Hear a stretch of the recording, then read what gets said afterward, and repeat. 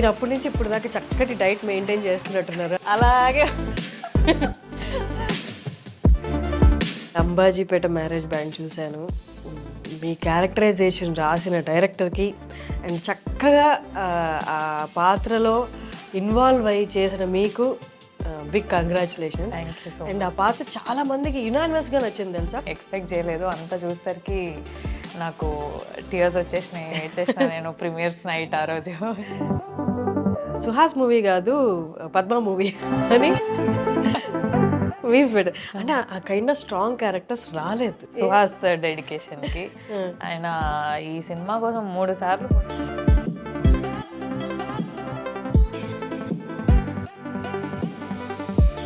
అంటే మైండ్లో ఏం రన్ అవుతుంది ఫస్ట్ ఆయన నెరేట్ చేస్తున్నప్పుడు? The only scene. సో అక్కడి welcome to I dream media. ఈ మధ్య అంబాజీపేట మ్యారేజ్ బ్యాండ్ అనే సినిమా వచ్చింది. ఆ సినిమా చూసిన వాళ్ళందరికీ ఇప్పుడు నాతో ఉన్న గెస్ట్ గురించి పెద్ద పరిచయం అవసరం లేదు. అలాగే కాదు, ఇంతకుముందు చాలా సినిమాల్లో కూడా చేశారు.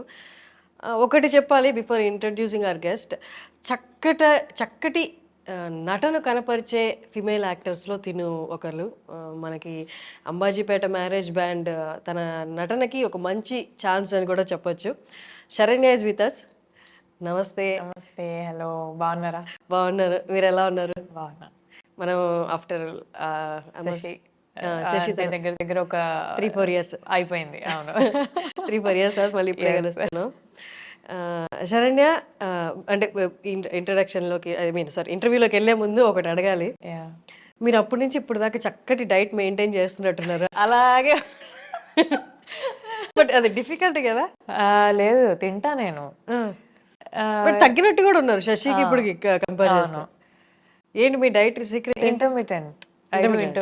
ఎన్ని అవర్స్ గ్యాప్? పెద్ద కౌంట్ చేసుకోను, but I skip my breakfast. అంటే ఆకలేస్తే ఆగను, మళ్ళీ I eat. I will take a coffee. అప్పుడప్పుడు కాఫీ కూడా స్కిప్ చేసేస్తా, అంతే. ఇంకా direct lunch mostly direct lunch అవుతుంది. కాఫీ ఈజ్ అకేషనల్, అప్పుడప్పుడు అలా. అండ్ మళ్ళీ డిన్నర్ ఎర్లీగా చేయడానికి ట్రై చేస్తా. కానీ మనం అప్పుడప్పుడు బయటకు వెళ్తుంటాం కదా, తొందరగా ఇంటికి రాము, మళ్ళీ బయట తినడం ఎందుకు అనిపిస్తుంది. బాగా ఆకలిస్తే సచ్చినట్టు బయటనే తింటాం, అది వేరే విషయం. కానీ మోస్ట్లీ 8 to 9 వరకే డిన్నర్ చేయడానికి ట్రై చేస్తా. That's good.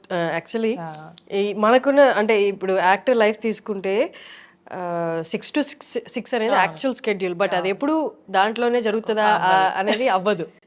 అండ్ ఇంకొకటి మీటింగ్స్ ఉండొచ్చు, అండ్ ఏమైనా ఈవెంట్స్కి అటెండ్ అవ్వాల్సి ఉండొచ్చు. సో డైట్, ఈ టైంని మెయింటైన్ చేయడం అనేది చాలా కత్తి మీద సాము లాంటిది. తినాలనుకున్న టైం ఫుడ్ దొరకపోవచ్చు, లేకపోతే ఎక్కువ దొరికేయచ్చు. ఈవెంట్ మన ముందే ఇంత ఫుడ్ ఉండొచ్చు. అట్లా దొరికినప్పుడు అసలు కాంప్రమైజ్ అవ్వను, చంపుకొని నేను తినేస్తా. ఈ రోజు తినేసినామంటే రేపు ఇంట్లో ఉన్నాం అనుకోండి, మన చేతిలో ఉంటది కాబట్టి మనకు తగ్గింది మనం తినాలనుకుంది వండుకొని తింటా అనమాట.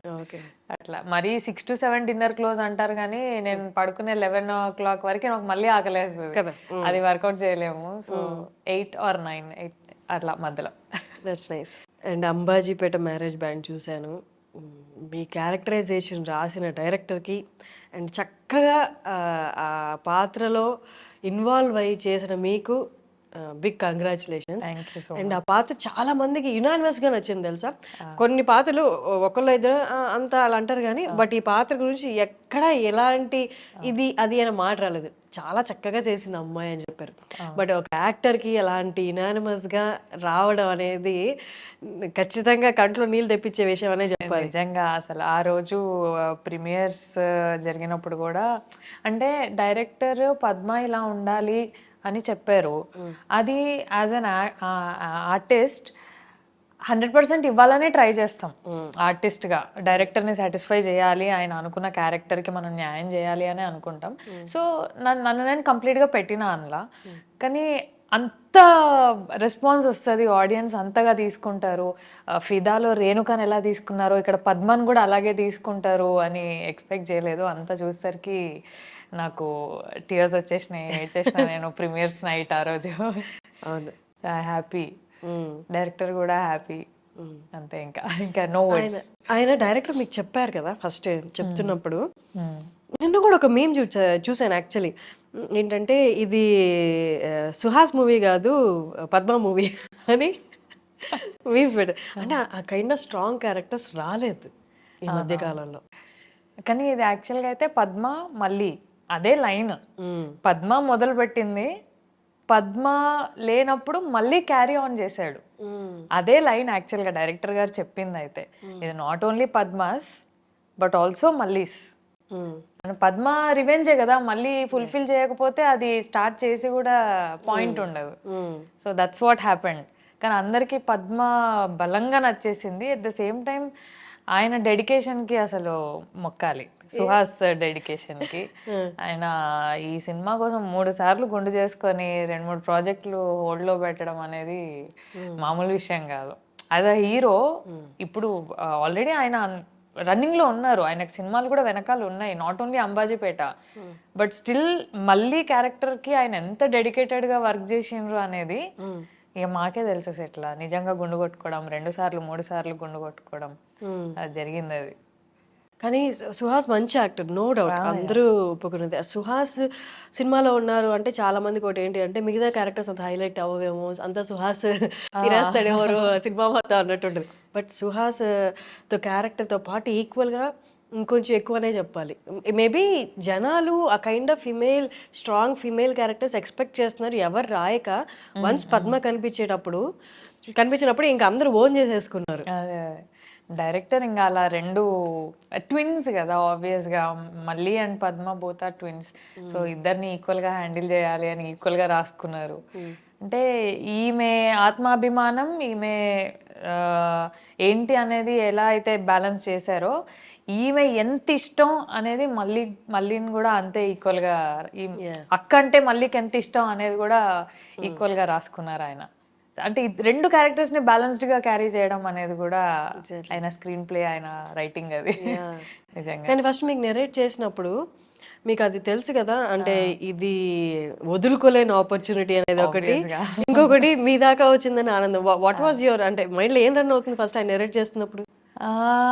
ఎగ్జైట్ అయ్యా నేను. యాక్చువల్లీ నేను వెయిట్ చేస్తుందే ఇట్లాంటి క్యారెక్టర్స్ కోసం. దుష్యంత్ యాక్చువల్గా మా హస్బెండ్కి ఫ్రెండ్, సో అన్నారు ఇలా నరేషన్. మీ హస్బెండ్ ఏం చేస్తుంటారు? Direction upcoming. Okay, director, direction field లో ఉన్నారు.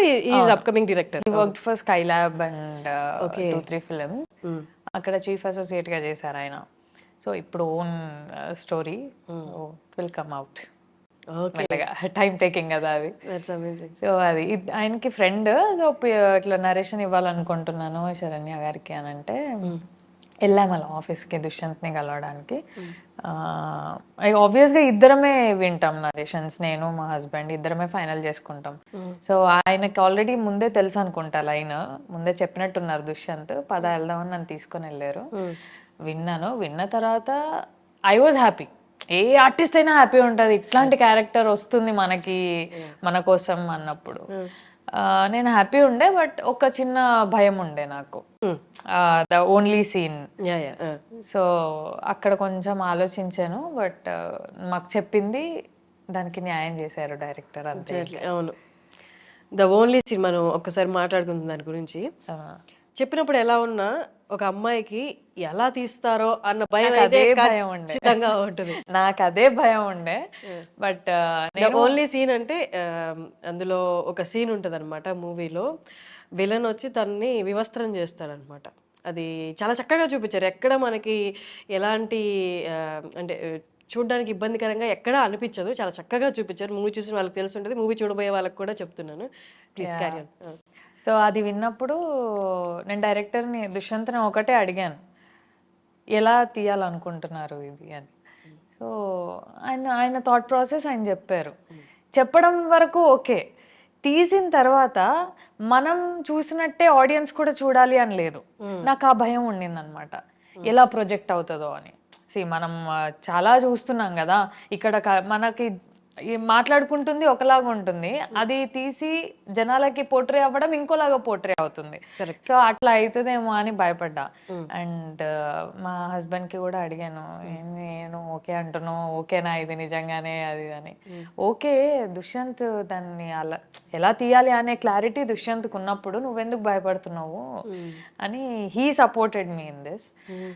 ఆయన ఈ సీన్కి నన్ను సపోర్ట్ చేయకపోతే అసలు నేను ఈ ప్రాజెక్ట్ ఏమో, లేదంటే దుష్యంత్ అసలు ఆ సీన్ తీసేవాడు కాదేమో, ఏమో ఐ డోంట్ నో, ఏమయ్యేదో తెలీదు. సో ఆ థాట్స్ రాలేదు కాబట్టి ఈ రోజు ఆ సీన్, ఆ సినిమా, నేను ఇలా ఉన్నాం. అండ్ ఇంకొకటి మీ హస్బెండ్ కూడా ఈ ఫీల్డ్ లోనే ఉండడం, అండ్ ఆయనకు తెలుసు ఎవరేంటి అనేది, కాబట్టి ఆ సీన్ ఇంపార్టెన్స్ కూడా ఆయనకు తెలిసి ఉంటుంది. ఆ సీన్ జరగకపోతే అసలు సినిమాలో ఆ లీప్ అనేది వచ్చేది కాదు. అవును. అండ్ మీరు కొట్టినప్పుడు కూడా ఆయన క్లారిటీ ఉంది. జనాలు అబ్బా కొట్టిందిరా ఫైనల్లీ అన్న ఫీల్ రాదు ఆ సీన్ జరగకపోతే. అవును. సో ఆయనకు ఆ క్లారిటీ ఉంది కాబట్టి నేను okay.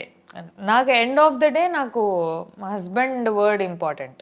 So he pushed me forward, నేను వెళ్ళిపోయా ఇంకా.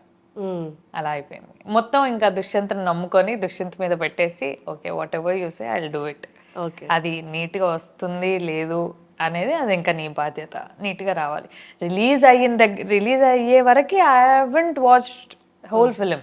ప్రీమియర్సే నేను చూడడం, కంప్లీట్ ఫిలిం నేను చూడను బేసిక్గా. డబ్బింగ్ వరకు కూడా అలా స్క్రోల్ చేస్తుంటే నా డైలాగ్ పోర్షన్ పెట్టండి చాలు, నాకు మొత్తం చూపించొద్దు అని చెప్తా అనమాట.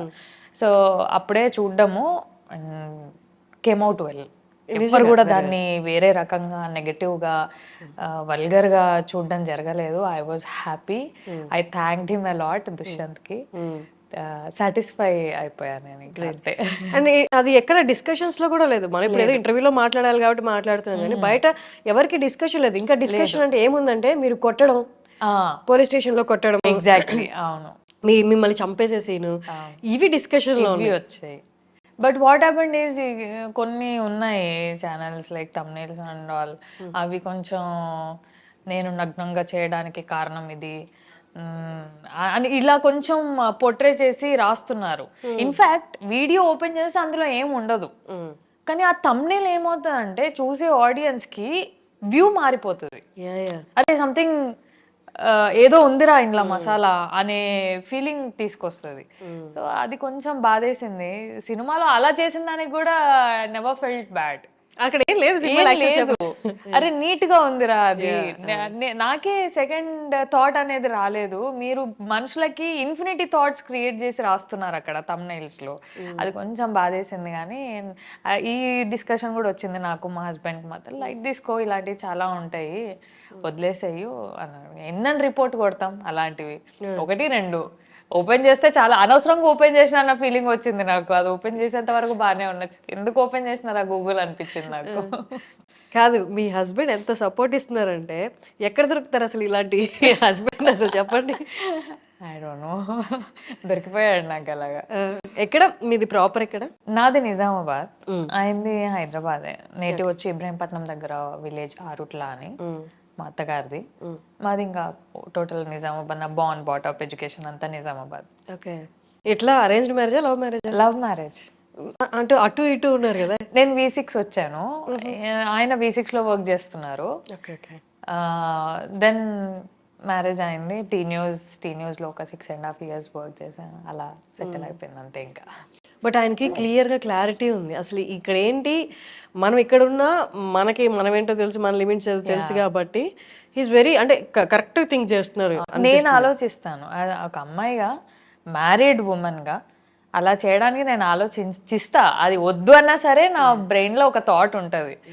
కానీ హీ వాజ్ లైక్, నాకు కదా కావాలి, నువ్వు ఎందుకు ఆలోచిస్తున్నావు అందరి గురించి, నాకు నా వైఫ్ ఇంపార్టెంట్, నాకు తెలుసు కదా, నాకు ఆ క్లారిటీ ఉంది కదా, నీకెందుకు వేరే వాళ్ళ గురించి అంటాడు. అంతే, సింపుల్. That's amazing.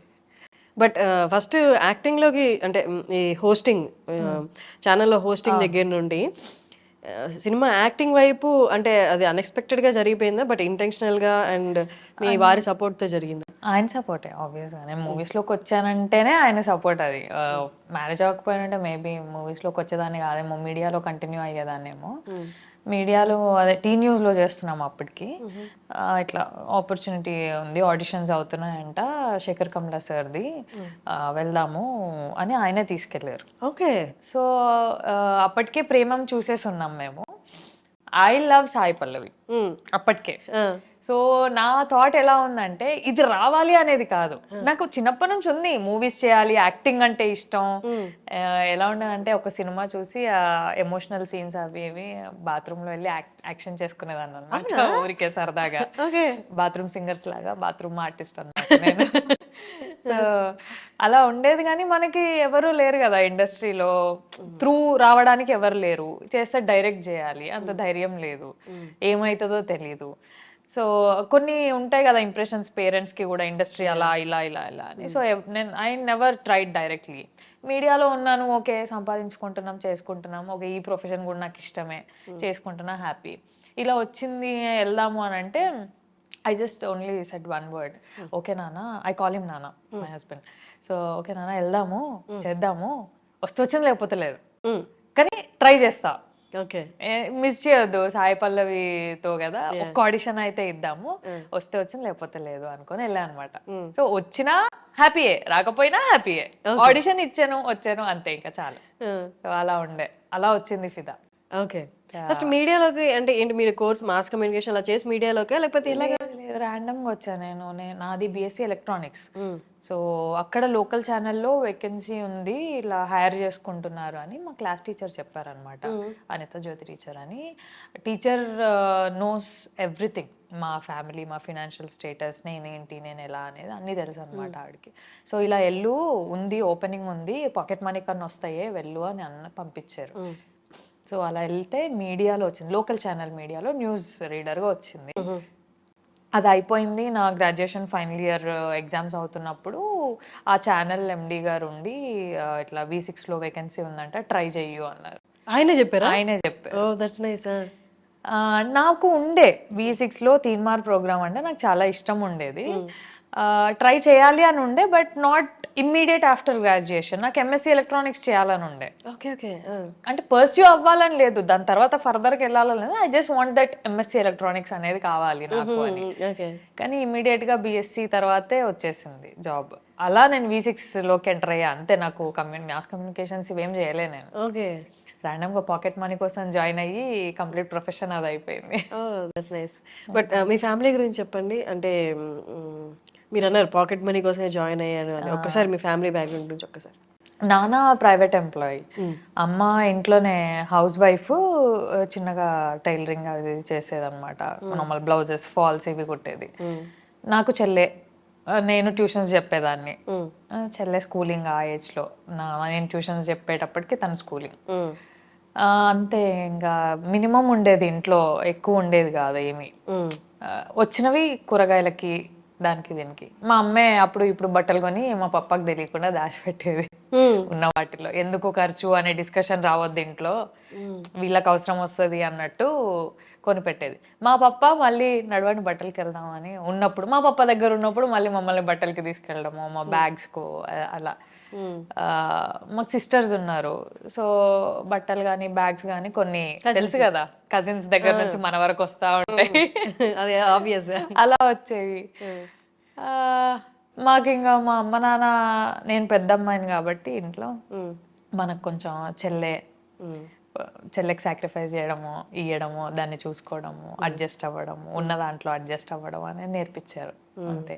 వాటితోనే ఇప్పటికీ కూడా ఉన్న దాంట్లో ఎంత అడ్జస్ట్ అవ్వగలుగుతాము, మనకు కావాలి అనుకునేది మనం ఎప్పుడు తీసుకోగలుగుతాము అనే క్లారిటీతోని ఉంటాం అంతే. ఉన్నాం ఇప్పుడైతే. ఎక్కడ? నిజామాబాద్ దగ్గర? ఇక్కడ లోకల్.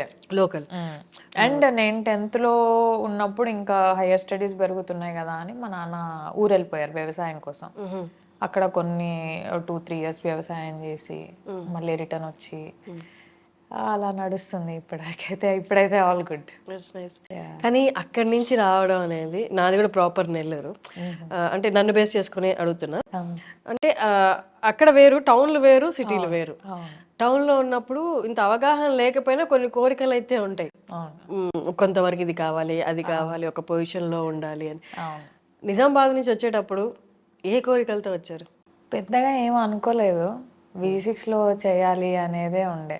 కానీ నాకు భయం. నేను ఎప్పుడు నిజామాబాద్ వదిలి బయటికి రాలేదు, చదువుకోవడానికి కూడా రాలేదు. నాట్ ఈవెన్ హాస్టల్ నిజామాబాద్లో. అమ్మ దగ్గరే ఉండేదాన్ని. అప్పుడప్పుడు సరదాగా అమ్మ పప్ప ఇట్లా బెదిరించారు అనమాట, హాస్టల్ వేస్తామని. ఏడ్చేసేదాన్ని నేనుండాను హాస్టల్లో, నా వల్ల కాదు అని. కానీ అట్లాంటిది గ్రాడ్యుయేషన్ తర్వాత ఫస్ట్ టైం హాస్టల్లో ఉండాలి, ఆ బెంగ, సిటీలో ఏం తెలీదు, బస్సులు పట్టుకోవాలి, బస్సుల్లో తిరగాలి, ఆ భయం ఉండింది అంతే. అక్కడ సెటిల్ అవ్వాలనేదే ఉండే కానీ ఫ్యూచర్గా పెద్ద ఏం ఆలోచించలేదు. ఫస్ట్ ఇది దాటగలిగితే ఇది దాటగలిగితే చాలు. అండ్ అప్పటికి నాకు తీన్మార్ అంటే ఇష్టం కాబట్టి దాంట్లో వస్తే చాలు, అందులో చేసుకోవాలి హ్యాపీగా అనేదే ఉండే. బట్ హైదరాబాద్కి వచ్చాక ఇబ్బందులు ఏం ఫేస్ చేయలేదా? టౌన్లో ఉన్నప్పుడు అంటే మన వాళ్ళు, మన మన ప్రపంచం అంతా, ఇక్కడ డిఫరెంట్ మైండ్ సెట్స్ ఉంటాయి. ఆ, ఒక మాట మొహం మీద అనడానికి కూడా ఎవరు ఆలోచించారు, ఎందుకంటే ఎవరి లైఫ్లో వాళ్ళు బిజీగా నేను ఉంటారు. అస్సలు అనలేను అలాగా. అంటే ఇప్పుడు ఏమో తెలీదు, ఇప్పుడు మన స్టాండ్ మనమే తీసుకోవాలనేది నేర్చుకున్నా. కానీ ఇబ్బందులు ఏం పడలేదా వచ్చినప్పుడు మీడియాలో? మ్హూ. అంటే ఎవరైనా ఒక మాట అంటే భయపడిపోయి ఊరు వెళ్ళిపోతా అనుకోవడం, అలా లేకపోతే ఏం ఈ కష్టాలు అనుకోలేదు. అవి చూడక ఈ గందరగోళం లైఫ్? అలా అస్సలు అనుకోలేదు. ఎప్పుడు కూడా మా పప్ప చెప్పేవాడు అనమాట, మరీ ఇబ్బంది అనిపిస్తే వచ్చే బేట, ఉండకు, నేను చూసుకుంటా, కష్టపడకు అంటే మరీ అని. కానీ చిన్నప్పటి నుంచి నేర్చుకుంది, వీ హ్యావ్ టు లెర్న్. మనం నేర్చుకోవాలి ఏదైనా సరే. ట్యూషన్స్ చెప్పడం అయినా కూడా నేర్చుకునే ప్రాసెస్ అది, నేర్చుకోవాలి.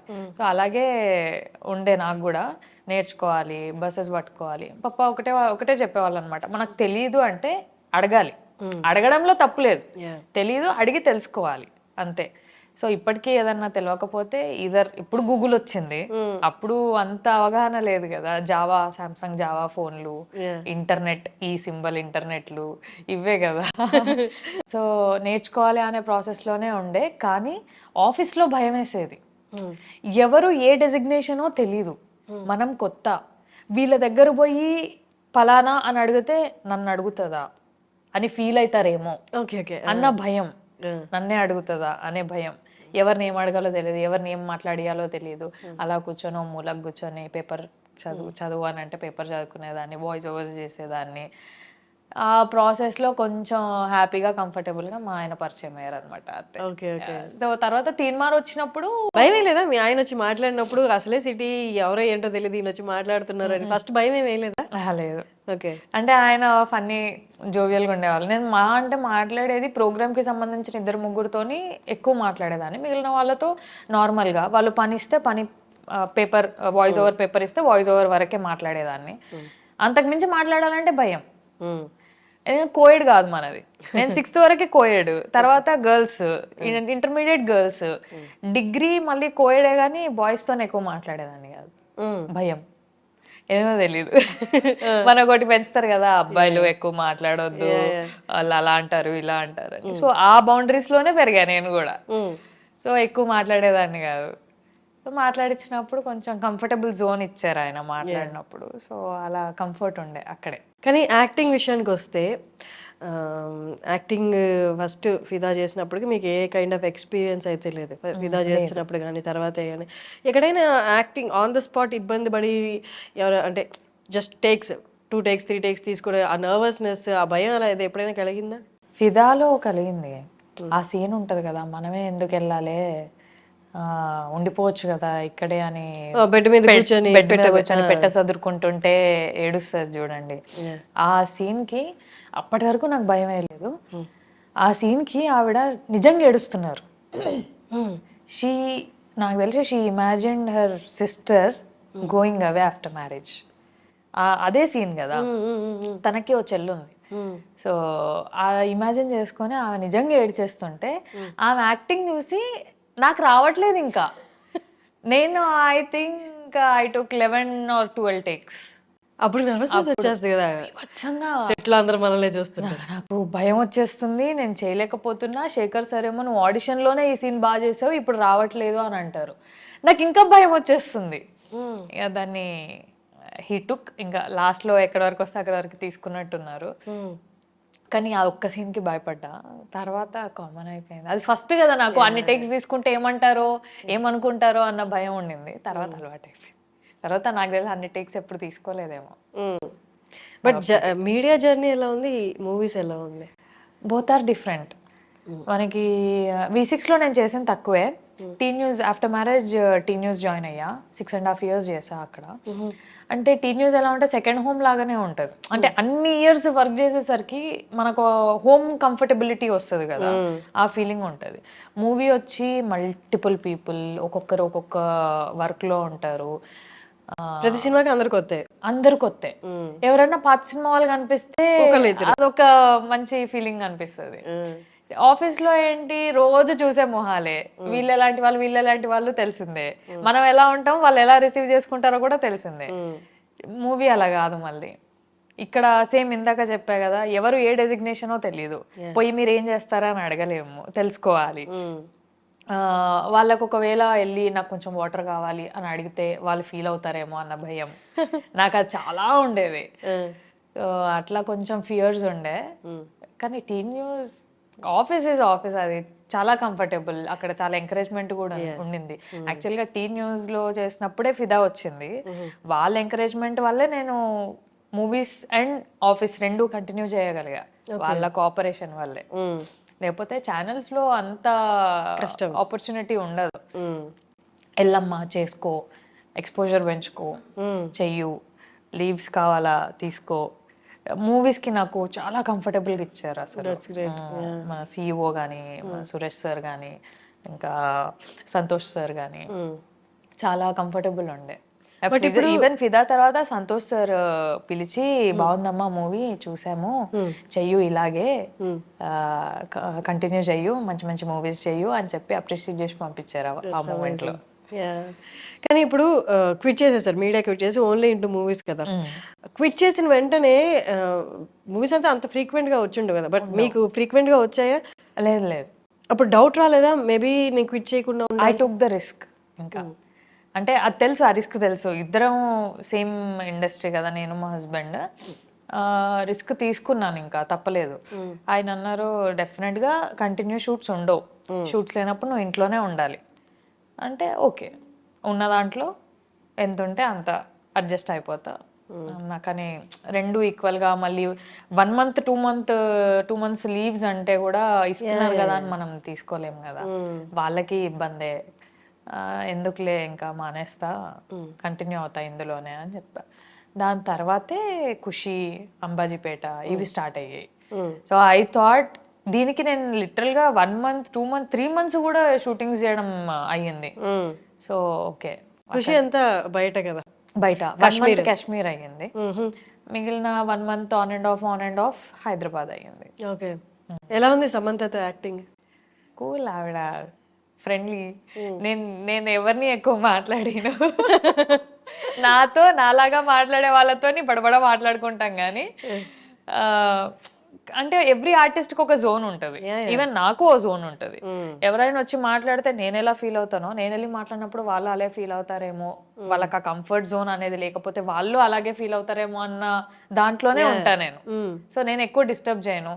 మాట్లాడినంత వరకు బాగా మాట్లాడేవారు సమంత కానీ, విజయ్ కానీ.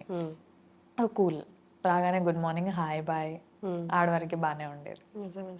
మీరు చెప్పిన ఇద్దరు పేర్లు, సమంత కానీ సాయి పల్లవి కానీ, అంటే వీళ్ళు వాళ్ళ హార్డ్ వర్క్కి చాలా మందికి, వాళ్ళ హార్డ్ వర్క్తో చాలా మందికి గుర్తున్నారు. అండ్ ద సేమ్ టైం వాళ్ళ సక్సెస్ కూడా అందరు చూసింది. బట్ మీరు కలిసి వర్క్ చేశారు కాబట్టి ఒక్కొక్కరిలో యూనిక్ అండ్ బెస్ట్ క్వాలిటీ ఏదైనా ఉంది అంటే, యూనిక్ క్వాలిటీ, బెస్ట్ వద్దులేండి తీసేద్దాం, బెస్ట్ అనేది very relative term. Unique quality మీకు అనిపించింది, అబ్బా ఈవెంట్లో ఇది సంథింగ్ గుర్తుపెట్టుకోవాల్సిన క్వాలిటీ అనిపించింది ఇద్దరిలో కామన్ పాయింట్ అయితే హార్డ్ వర్కింగ్.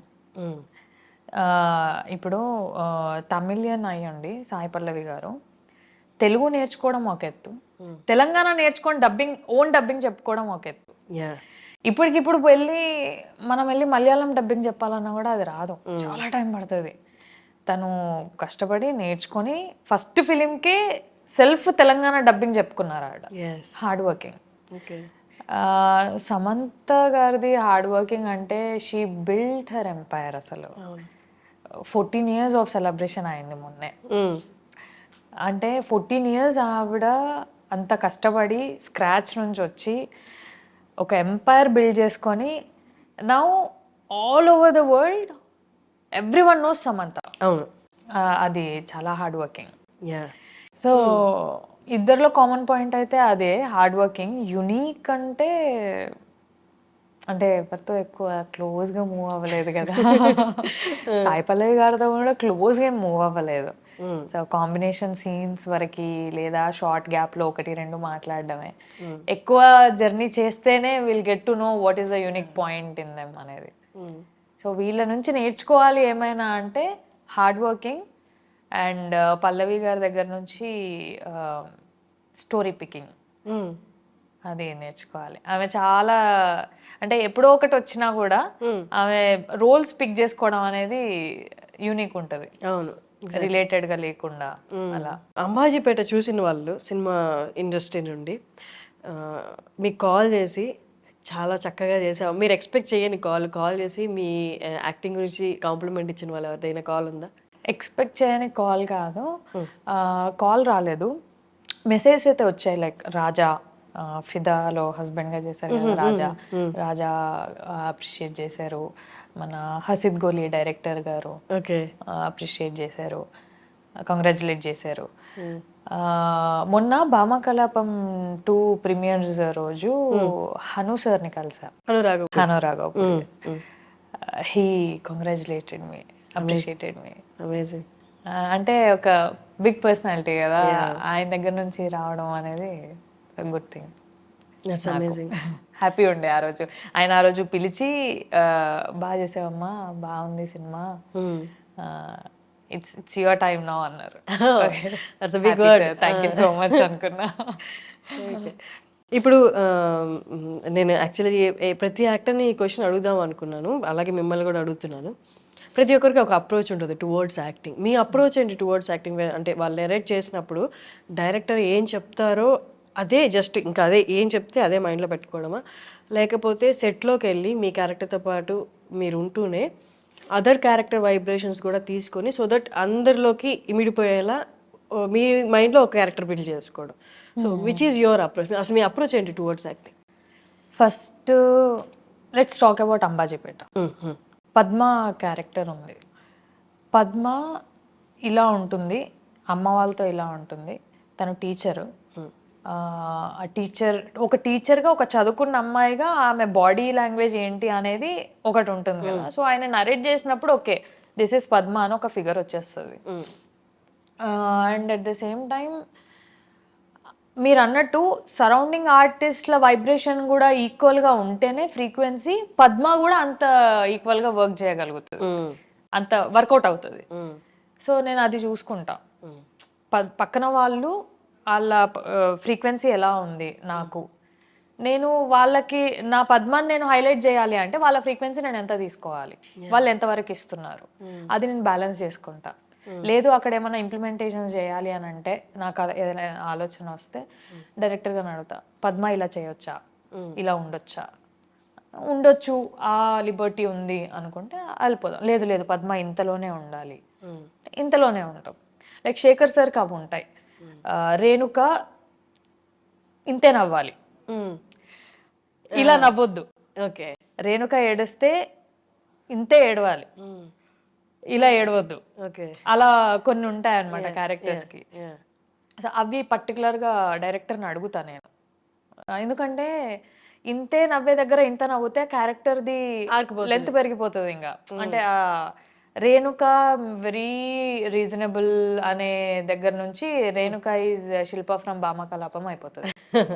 అట్లా ఉంటుంది. ఓకే, సో ఎవ్రీ ఆర్టిస్ట్కి పక్కన ఆర్టిస్ట్ల ఫ్రీక్వెన్సీ కూడా చాలా ఇంపార్టెంట్. ఎగ్జాక్ట్లీ. ఎందుకంటే వాళ్ళ రియాక్షన్స్కి మ్యాచ్ అవ్వాలి అంటే ఇప్పుడు నేనైనా వాళ్ళ డైలాగ్ ఉంది అంటే నా సేమ్ ఫ్రీక్వెన్సీ ఉండాలి వాళ్ళకి, అయితేనే వాళ్ళకి ఆ ఎమోషన్ పండుతుంది. సో అది చాలా ఇంపార్టెంట్. నేను అది చాలా చూసుకుంటా కూడా.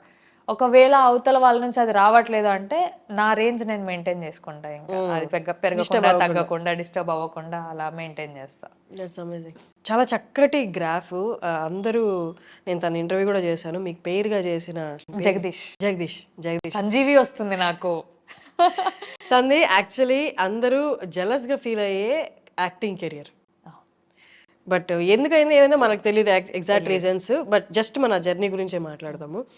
ఆ జర్నీ అలా బ్రేక్ అవ్వడం అనేది తన పర్సనల్ లైఫ్ పక్కన పెట్టేస్తే ఎంతో కష్టపడితే గానీ పాన్ ఇండియా ఫేమ్ రాదు. అవును.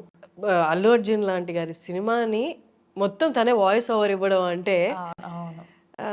అలా బ్రేక్ అయినప్పుడు ప్రతి ఆర్టిస్ట్ తనతో సంబంధం ఉన్న సంబంధం లేకపోయినా తనతో యాక్ట్ చేసినా యాక్ట్ చేయకపోయినా ఒక కైండ్ ఆఫ్ కన్సర్న్ చూపిస్తారు. ఓకే, తప్పు ఒప్పులు పక్కన పెట్టేస్తే మనకేం తెలీదు, మనం అబ్బా అక్కడ లేము కాబట్టి. అబ్బా బ్రేక్ అయిపోయింది ఎంత కష్టపడితే వస్తుందని మీరు ఎలా ఫీల్ అయ్యారు అసలు ఆ న్యూస్ తెలిసినప్పుడు? ఫస్ట్ రియాక్షన్ అనేది మనం అక్కడ లేం కాబట్టి మనం పాజిటివ్ ఆర్ నెగటివ్ మనం జడ్జ్ చేయలేం. ఉమ్, ముందల్లా ఆ మనిషి ఒక్కరే, సో ఆయనకు మాత్రమే తెలుసు అక్కడ ఏమైందో. ఉమ్. అది ఆయన పర్సనల్ అనేది పక్కన పెడితే I know Sanjeevi very well. Jagadish. Jagadish sorry Jagadish. Um, ఆయన మేము సెట్లో ఎలా ఉండేవాళ్ళము అనేది, ఆయన మాతో ఎలా ఉండేవాడు అనేది నాకు తెలుసు. సో నేను అక్కడ వరకే, నాకు అంతకు మించి నాకు అవసరం లేదు. yeah. నాతో ఎలా ఉంటున్నాడు, నా చుట్టుపక్కల వాళ్ళతో ఎలా ఉంటున్నాడు అనేది నాకు కావాలి. Very friendly, very down to earth. చాలా కలిసిపోతాడు. ఎట్లా అంటే కూర్చొని కలిసి, కింద కూర్చొని కలిసి తిని అది మామ ఇది, మేము మామ మామ అనుకుంటాం. అది మామ, ఇట్లా మామ, అట్లా మామ అని. ఎక్కువ గ్యాదర్ అయ్యేవాడు కాదు. మేము గ్యాదర్ అయినప్పుడు సతాయించేదాన్ని నేనే. అంటే నీ కాలు మొక్త బాధ్యత నన్ను వదిలేయి అని అంటాడు. ఇట్లా ఉండేదన్నమాట మా ఫ్రెండ్షిప్. ఆ న్యూస్ విన్నప్పుడు అరే ఏమైందిరా, ఎందుకురా ఇట్లా అన్న ఫీలింగ్ అయితే వచ్చింది. He's going through his time, ఇంకా దాన్ని ఎవరు ఏం చేయలేరు. బాధ అయింది. అంటే ఇప్పుడు నెక్స్ట్ ఎవరన్నా ఇయ్యాలన్నా కూడా ఆలోచిస్తారు ప్రాజెక్ట్. అంటే వస్తుంది రాదు అనేది పక్కన పెడితే ఫస్ట్ ఆలోచన అయితే వస్తుంది కదా, అదైతే గుర్తొస్తుంది అలా అయింది తనతోని అని. ఐ ఫెల్ట్ బ్యాడ్ నిజంగా. ఈవెన్ మై హస్బెండ్ ఆల్సో ఏమైంది ఏం కాలేదు అని పక్కన పెట్టేసేయు. మూవీ కెరియర్ అసలు అది చాలా చాలా అరుదుగా వస్తుంది. అవును, తను ఏదైతే గ్రాఫ్ బిల్డ్ చేసుకున్నాడో. అవును. అక్కడ ఎంత జరిగింది ఎంత జరగలేదు అనేది ఎవరికి తెలియదు. వచ్చిందల్లా యూట్యూబ్ లో న్యూస్ లో వచ్చిందే మనం చూసాం అంతే. మనం కూడా అక్కడ లేం కదా. బాధ అయితే అయింది. Even my husband felt bad. అరే అంటే నేను వినిన దాన్ని బట్టి తను బెయిల్ మీద ఉన్నారు పుష్ప షూట్ కోసం అని. బట్ బెయిల్ అంటే మరి చూడాలి అది ఎంత వరకు వెళ్తుంది అనేది. Great talking to you Saranya garu. I wanted to interview. అసలు అది చూసింది ఫిదా నుంచి అనుకుంటున్నాను, బట్ నేను మధ్యలో గ్యాప్ తీసుకున్నాను ఇంటర్వ్యూస్ కి. సో ఇట్స్ రైట్ టైం అనుకున్నాను. మీరు మధ్యలో గ్యాప్ తీసుకున్నా కూడా మనం కలిసాం శశి టైంలో. Exactly right. That's great talking to you. And అలాంటి స్ట్రాంగ్ క్యారెక్టర్స్ మీ ద్వారా రావడం అండ్ మీరు యాక్ట్ చేయడం అండ్ అలాంటి మంచి మంచి ఇంకా మీకు రావాలని తోటి ఆర్టిస్ట్గా మనస్ఫూర్తిగా కోరుకుంటున్నాను. Thank you. All the very best. Thank you so much. మీకు కూడా ఆల్ ది వెరీ బెస్ట్. ఇట్లానే ఇంకా మీ ఇంటర్వ్యూస్ కంటిన్యూ చేస్తే మేము కూడా మాకు తెలియని వాళ్ళ గురించి తెలుసుకుంటాము. మూవీస్ కూడా కంటిన్యూ చేయండి. All the best for your future projects and all. Thank you. Thank you so much.